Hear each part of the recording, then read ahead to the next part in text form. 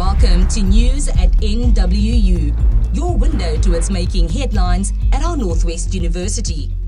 On to the news. The World Cup winning Springboks were named the 2023 Newsmaker of the Year by the National Press Club on Wednesday, 17 April. The Northwest University is the main sponsor of the event, which was held at the Pretoria National Botanical Gardens.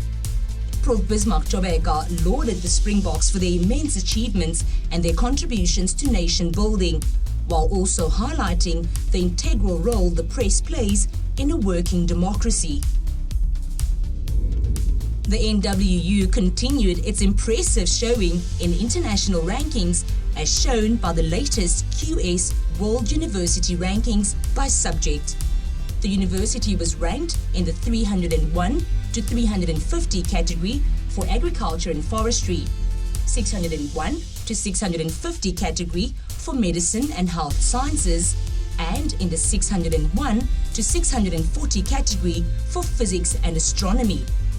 This is the first year that the NWU has featured in the ranking table for physics and astronomy.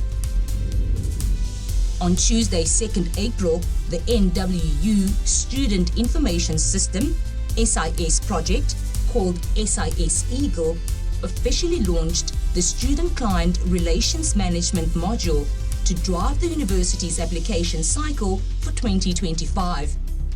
This module is designed to streamline the entire value chain from recruitment to application and selections. And less than 2 weeks later, about 80,000 applications have already been submitted. The university has once again demonstrated its commitment to producing top-tier chartered accountancy professionals, as was evidenced by the outstanding results of its students in the recent South African Institute of Chartered Accountants, also known as SICA, and the Institute of Chartered Accountants of Namibia initial test of competence exams. 97% of the NWU's candidates passed the SICA exam, marking the institution as one of the top performers among the 18 participating institutions in the country.